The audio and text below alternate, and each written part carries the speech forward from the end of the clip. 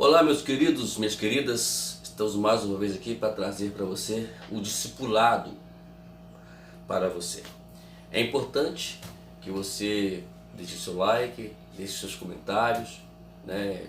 Qualquer palavra, qualquer expressão que vamos ter aqui, palavras, e você pode ir lá, dê a sua opinião, isso é muito importante. Também, você também quiser adquirir as apostilas, elas são escaneadas e eu envio ela por unidade, por aula. Aí você quiser, também deixe seu comentário. Eu estou aí com o meu WhatsApp que eu estou colocando na tela, para que você possa também, quem sabe, entrar em contato conosco para poder nos pedir. Eu mando por e-mail, eu mando por WhatsApp, você pode preferir o que, como quiser que eu envie essa apostila, esse caso aqui. Hoje vamos dar continuidade ao nosso curso, é esse aqui, A Mente de Cristo. Muito importante esse curso. Nós terminamos já, né, o primeiro curso, que é Conhecendo Deus, Fazer Sua Vontade. Você pode entrar na playlist lá e você vai ver o nosso curso lá, né, Conhecendo Deus e Fazer Sua Vontade. Estamos agora hoje na quinta unidade. Hoje o título dessa quinta unidade é o fruto do Espírito. É muito importante. Hoje vamos falar sobre o fruto do Espírito. Vamos lá? Vamos começar lá já de imediato a falar sobre o primeiro dia, né? A gente falamos de dias, são 5 dias, em cada unidade temos 5 dias. E hoje nós temos aqui o primeiro dia, que é amor. Amor. Eu queria até lembrar que na aula passada nós falamos sobre a questão dos 3 aspectos, né? O que é, o que não é, ou como pode ser. Então a gente vai aqui também trazer também nessa unidade, nos frutos do Espírito, também os 3 aspectos dentro de cada fruto. Vamos lá, o amor. O amor, ele é o primeiro de tudo, o fundamental, é o que vai fazer com que que a igreja progrida, que o seu discipulado progrida, que a sua célula progrida, para que o teu ministério, enfim, né, em resumo, também progrida também. É muito importante isso, muito importante isso. Nós temos aqui, vamos falar aqui sobre os 3 aspectos, né? Aspecto do amor, que é exatamente primeiramente, amor é afeto, caridade, compaixão, benevolência, carinho, dedicação, devoção, compromisso e respeito. O oposto do amor, acho que todo mundo já tem ideia do que seja: desamor, ódio, animosidade, antipatia, aversão, inimizade, hostilidade, má vontade, caráter vingativo, medo e temor. E a distorção, é muito importante que você também entenda a distorção, o que pode ser o amor. Tá aqui: amor egoísta, proteção excessiva, indulgência, amor sufocante, olha só, amor manipulador, amor possessivo. Então isso aí é onde as pessoas eles distorcem o amor e usam esses pontos aqui também. Lembrando que o amor é o primeiro fruto do Espírito. Essa unidade está dentro do texto de Gálatas capítulo 5, versículo 22 e 23. É muito importante que você leia lá, onde nós vamos falar aqui sobre tudo isso. Então, o amor é o primeiro fruto do Espírito. Jesus amou, isso foi a sua vida. Aí tem aqui João 13:1 que fala: havendo amado os seus que estavam no mundo, amou-os até o fim. A manifestação mais evidente do amor da Bíblia é o entregar-se sem reservas aos outros. Aí temos outra passagem bíblica aqui, que é João 15:13. Ninguém tem maior amor do que esse, de dar a alguém a sua vida pelos seus amigos. Então está aqui o que é o amor. Nós temos aqui uma passagem bíblica que me chama muita atenção, também está no livro, também na página 80, você que já adquiriu a apostila, que fala: o ato contínuo, Jesus procedeu as mais grandiosas expressões de amor de todos os tempos. A cruz sobre o qual morreu. Ela é a maior expressão do amor de Deus. A cruz para você hoje, para nós hoje, significa justamente isso. Quando você entende a mensagem da cruz, você vai automaticamente renunciar à sua própria vida para beneficiar a outros. Nós temos inúmeros textos da Bíblia, né, que falam sobre isso. Um deles está no capítulo 14, se não me falha a memória, de Romanos, quando Paulo fala que nós temos que ter paciências com os fracos da fé. Então, a gente tem que entender isso no contexto, no dia a dia. Então, a Bíblia inteira, desde Gênesis até Apocalipse, ela tende sempre a nos ensinar a expressão do amor, a mensagem da cruz. A mensagem da cruz está desde lá do Éden, quando o homem pecou. Está desde lá. A mensagem da cruz está vindo até que ela finalizou na morte de Jesus. Então, a mensagem da cruz ela é muito importante. E temos aqui alguns versículos, por exemplo, Romanos capítulo 8, versículo 39 disse: nada poderá separar do amor de Deus que está em Cristo Jesus, nosso Senhor. Já em Efésios 3,19 diz: não há palavra que expresse a natureza do amor de Cristo. Paulo diz que o amor excede todo entendimento. Ele ultrapassa aquilo que eu acho que é legal, aquilo que na minha vista, na minha ótica de ver a vida, é bom. Porque às vezes tem coisas que eu vejo que o amor ele vai exceder aquilo, né? Tem coisas que eu vou ter que renunciar ao meu ego, senão ao meu orgulho, a minha soberba, a minha postura, a minha posição, enfim, ela vai exceder o nosso entendimento. E Paulo diz lá em 2 Coríntios 5,14, não é de estranhar que o amor de Deus nos constrange. Então o amor é o fator motivador na vida cristã. Sem amor, a vida cristã ela é nada vezes nada. Então não adiantar. Tanto que no capítulo 13 de 1 Coríntios, Paulo fala justamente sobre isso. Não adianta você falar a língua dos anjos, não adianta você dar a sua vida, não adianta fazer nada de sacrifício, se não tiver o amor, tudo será em vão. Tudo será em vão. Nós temos aqui o oposto, na página 81, que é exatamente aquela questão de domínio. Eu amo, então eu tenho que agora proteger de uma forma excessiva. Também fala do amor possessivo. Hoje em dia nós temos aí chamado os crimes passionais, né? Que infelizmente ele diz que ama, mas é o amor possessivo. É o amor possessivo. Então tem que tomar muito cuidado, porque a gente infelizmente entende o que é o amor. Então o resultado hoje do crime passional é justamente por conta dessa distorção, de se mal entender o que é o amor. Jesus, aqui no capítulo de Marcos, capítulo 12, versículo 30 e 31, ele resumiu o amor entre duas fases, a Deus e ao próximo. Ele diz assim: amarás, pois, o Senhor teu Deus de todo o teu coração, de toda a tua alma, de todo o teu entendimento, de todas as tuas forças. E o segundo é esse: amarás o teu próximo como a ti mesmo, e não há outro mandamento maior do que esse. Então, Jesus ele reduz, porque se você for observar a questão dos 10 mandamentos, 4 deles são direcionados a se relacionar com Deus, e 6 deles são levados a se relacionar com o seu próximo. Então a importância que tem de você entender o 10 mandamentos, e Jesus ele simplificou dizendo: amar a Deus todas as coisas e depois amar o teu próximo como a ti mesmo. Se você quiser amar o teu próximo, se você quiser viver a vida cristã, tem que amar o teu próximo, tá ok? Então vamos lá. O dia 2 aqui fala sobre graça e paz. Não, gozo e paz, né? Falei graça e paz, né? Gozo e paz. Vamos lá, vamos falar aqui sobre o que é o gozo. É deleite, regozijo, felicidade, alegria, satisfação, contentamento e júbilo.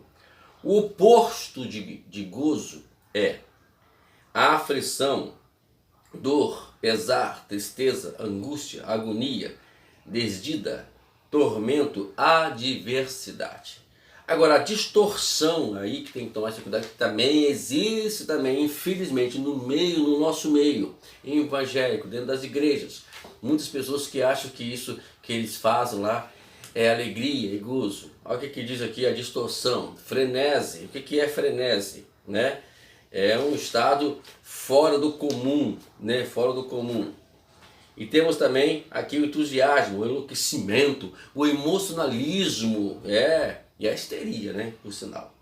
Então temos aqui a questão do gozo. Agora temos também a paz, que também temos que entender, que também é o terceiro gozo de paz, né? O que é paz? É repouso, sossego, tranquilidade, harmonia, concórdia e serenidade. Agora, o oposto de paz, acho que você já imagina que seja, ira, destruição, discórdia, guerra, conflito, contenda, rivalidade, inimizade, rixa, querela, distorção, desavença, intranquilidade. Agora, distorção também, toma muito cuidado para não entender a paz desta forma, que é neutralidade, mornidão, mornidão, tibieza, indiferença, falta de compromisso.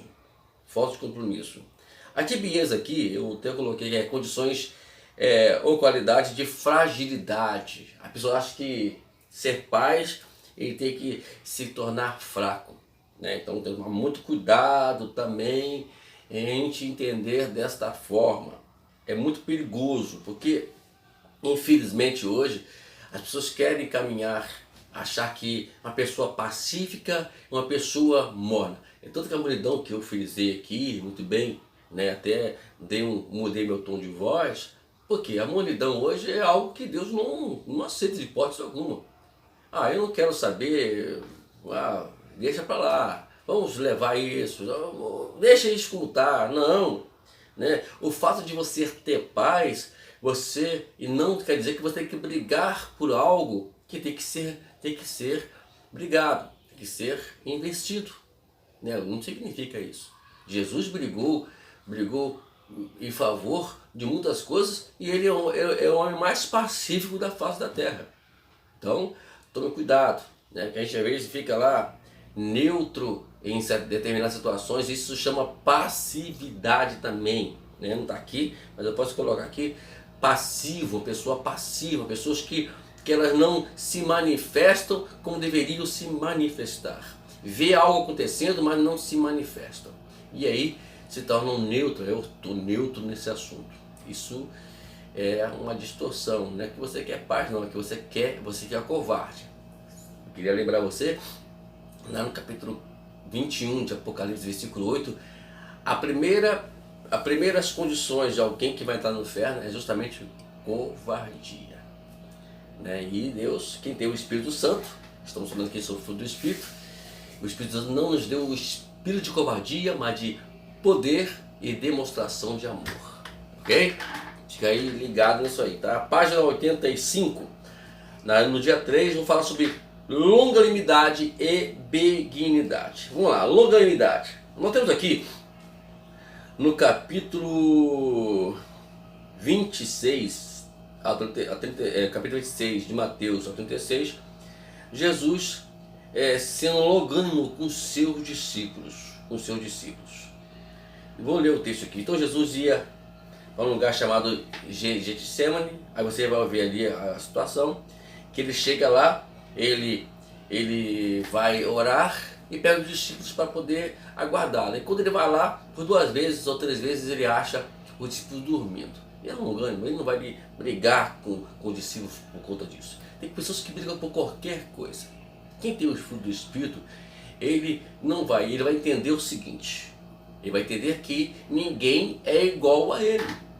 O problema hoje de algumas pessoas dentro da igreja é que querem que as pessoas sejam aquilo que ele faz. Bom, não é aquilo que ele é, não vai funcionar assim. Cada um tem a sua postura, cada um tem a sua chamada, né? E ali naquele momento, os discípulos estavam em processo de crescimento. Então, Jesus ele foi paciente com eles. Então, a longanimidade, ela de alguma forma, ela é paciente. Vamos lá. O que é longanimidade? É resistência, tenacidade, constância, pertinência, perseverança, resolução, paciência, atitude não vingativa. Escute essa, atitude não vingativa. Gostei dessa colocação aqui. Pessoas têm atitudes não se vingando. Pessoas, elas são longânimas. E agora o que não é? É a impaciência, é a inquietude, é enfado, canseira, mau gênio, que a pessoa, né? Mau gênio, mau humor, pessoa que não tem, parece que nasceu de cabeça para baixo.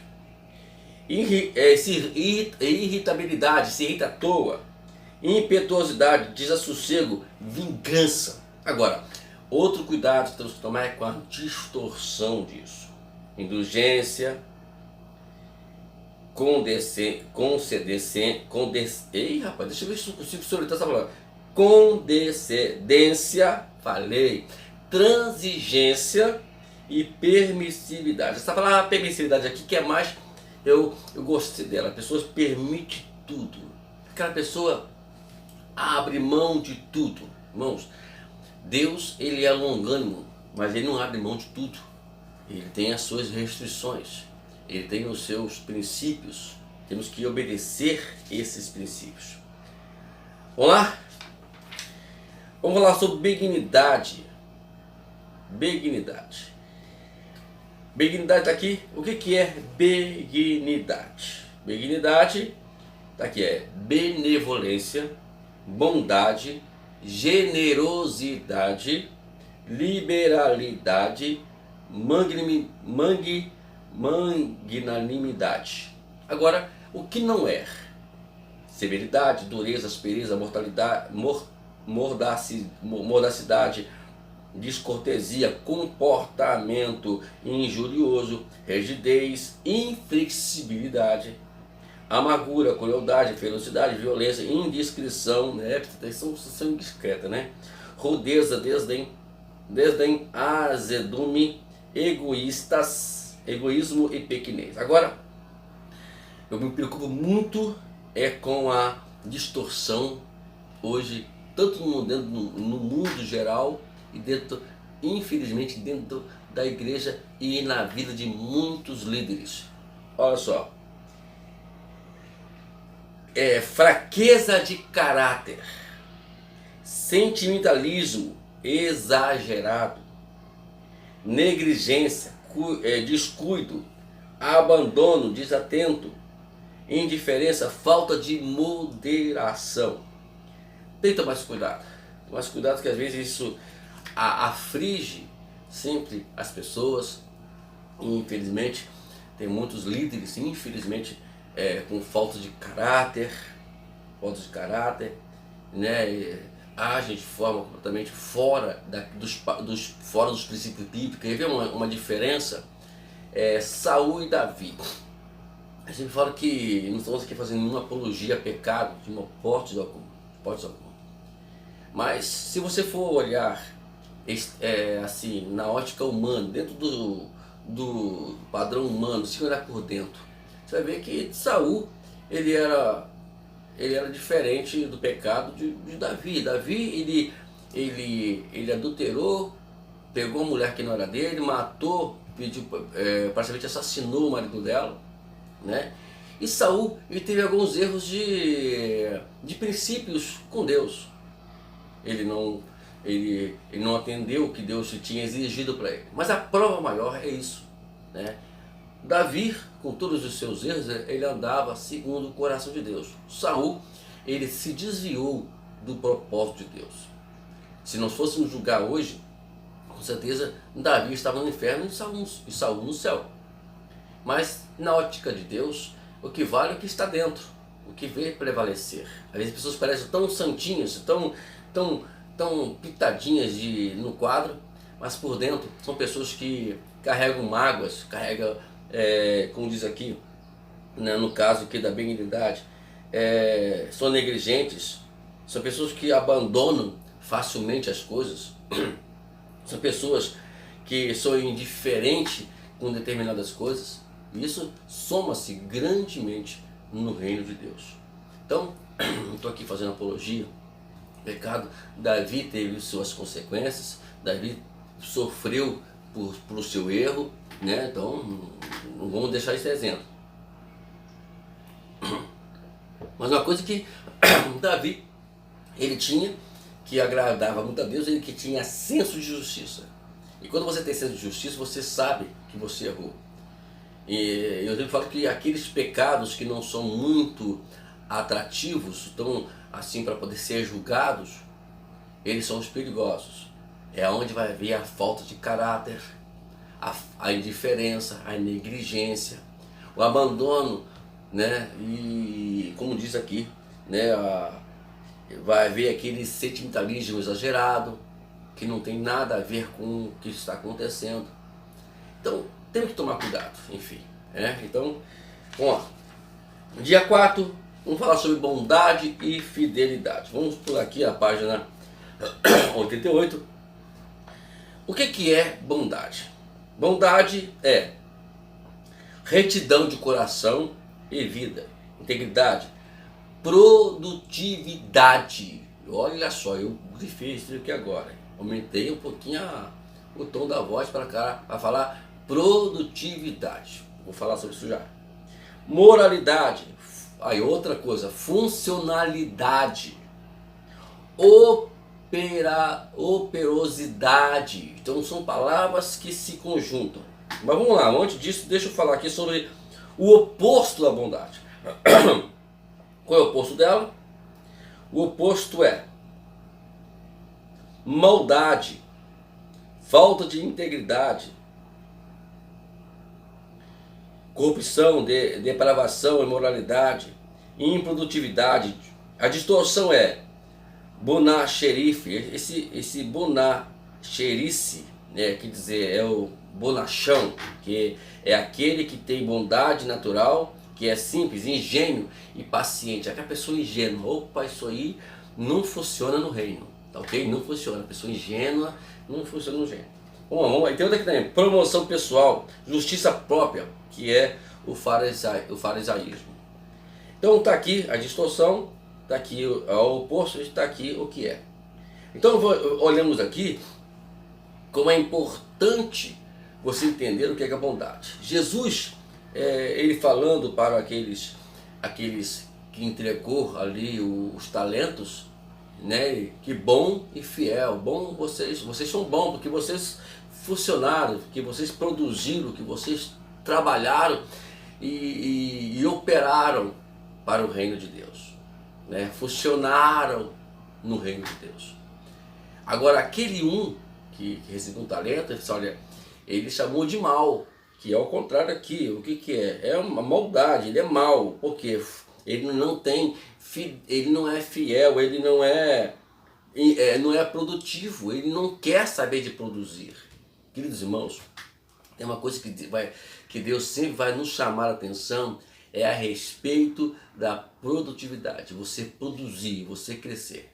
Agora é claro, quem faz isso é o Espírito, tanto que o fruto aqui é o fruto do Espírito.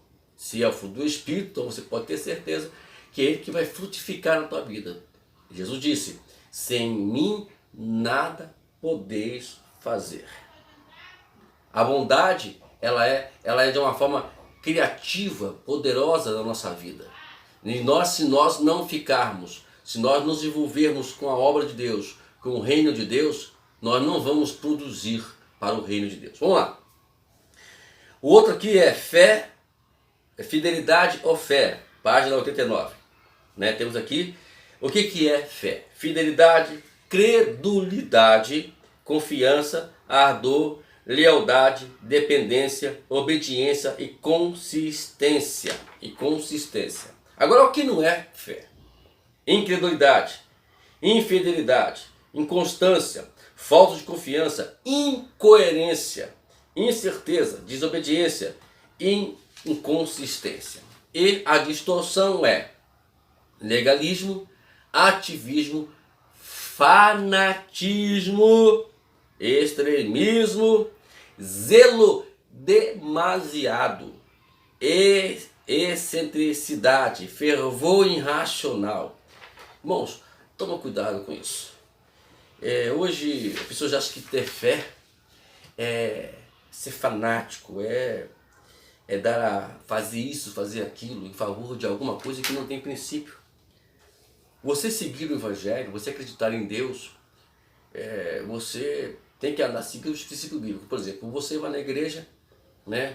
Determinadas músicas que cantam na igreja, né? Tem que tomar cuidado com o que você vai cantar. Ela está dentro do princípio bíblico, está dentro dos padrões bíblicos, tem uma coerência bíblica. Aí você canta, você louva. Mas se não tem, aí você não pode cantar. Como alguém perguntava uma vez para mim, se cantar música mudando é pecado. Eu falei assim, olha, vamos lá. Eu não vou nem dizer que nem que não, mas vou deixar que você raciocine sobre isso. Eu falei assim, olha, a Bíblia nos chama, fala que tudo que formos fazer, venham fazer para a glória de Deus. Para a glória de Deus. Cantar a música, ela vai glorificar a Deus. Isso que fala música secular. Vai glorificar a Deus? Não. Então, para que cantarmos então? Para que fazemos coisas que não vai glorificar o nome do Senhor? E outra coisa, não copiar o mundo, não copiar as ideologias, as festas do mundo, né? Infelizmente existe aí essas festas que eu praticamente não concordo, né? Fazer arraial cristão, arraial de Deus, arraial de Jesus. Gente, vamos parar com isso. Eu vejo que isso aí é uma idiotice danada. Em vez de nós sermos uma referência para o mundo está sendo uma referência para a igreja. Estão copiando o mundo. Eu não aceito isso, de maneira alguma. Né? Por mais isso, temos aí a festa natalina, que a igreja se envolve lá. Gente, a Bíblia não tem princípio bíblico para isso. A Bíblia é contra justamente isso, porque o Natal, se você for analisar o histórico do Natal, existe uma ideologia pagã. Então quando as pessoas estão aderindo a essas ideias, essas ideias estão de alguma forma consentindo com o que o mundo está pregando. Então vamos tomar cuidado com isso, para a gente não poder nos deixar levar por essa situação toda, tá bom?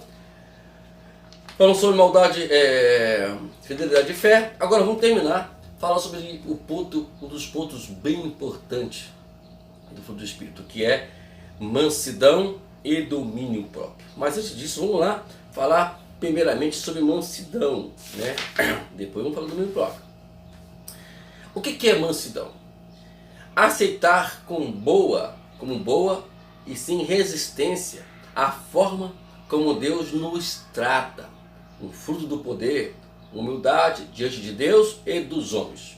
Olha só, eu gostei dessa colocação aqui,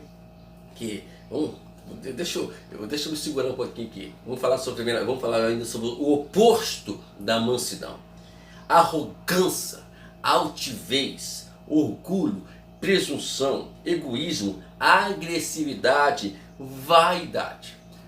A vaidade aqui, ela tem um certo lado aqui que eu quero deixar para você. Por exemplo, existe a vaidade cristã. Por exemplo, eu tenho minha vaidade de usar o meu terno, minha gravata, de ter um bom som para pregar. Isso é uma vaidade.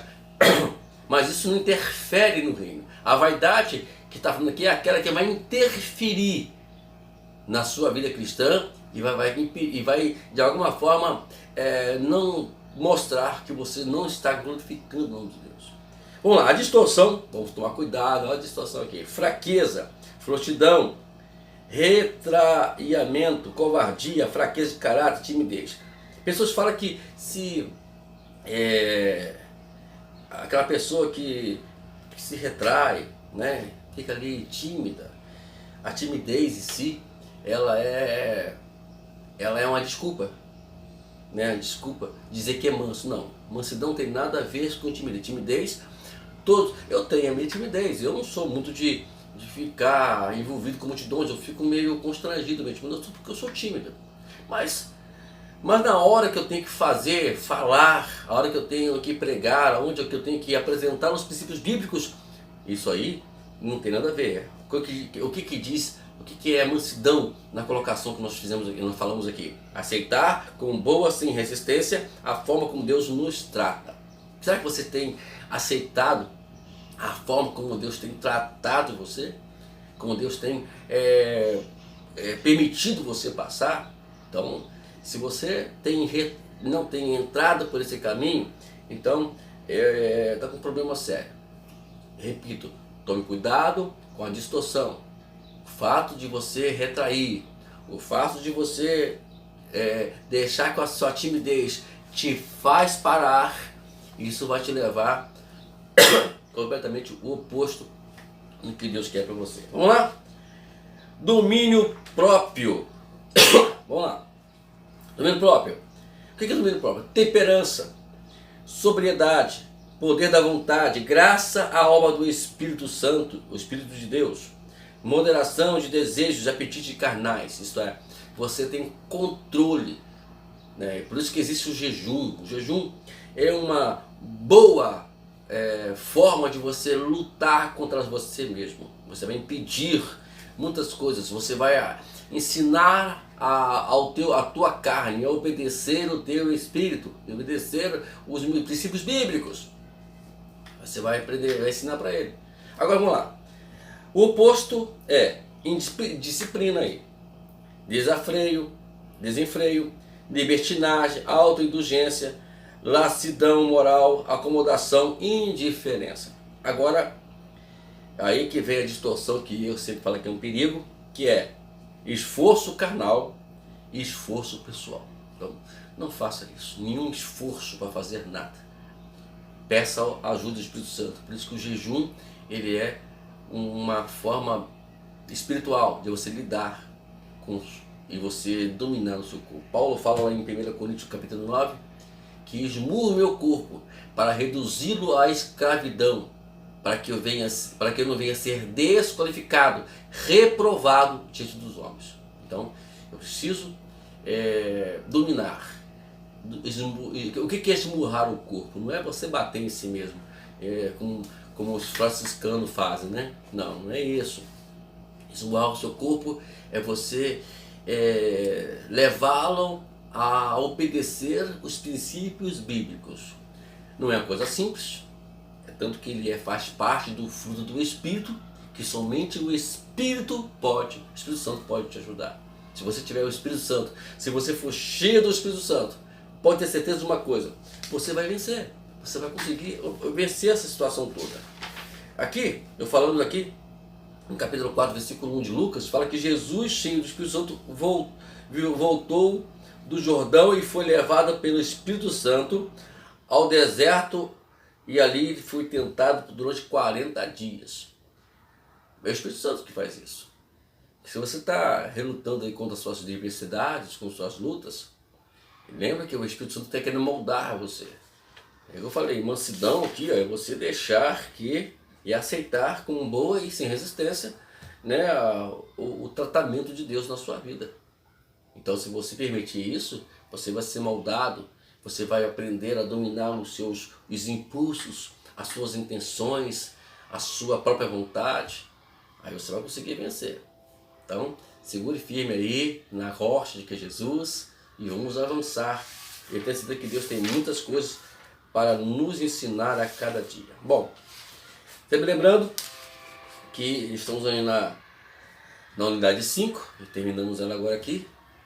E daqui a pouquinho vamos voltar aqui com a unidade 6. Mas antes disso, eu queria falar que você não deixe de colocar o seu ok, o seu like aí, bonitinho. E também, se você quer a apostila, você é só pedir, ou por via e-mail, ou por WhatsApp. O número eu coloquei lá no início, vou colocar de novo aqui para você entender, para você procurar aí e nos chamar. Caso tenha alguma dúvida, se quiser me chamar pelo WhatsApp para nós conversarmos com qualquer dúvida, estarei à sua disposição. Tá bom? Até a próxima aula com o curso A Mente de Cristo.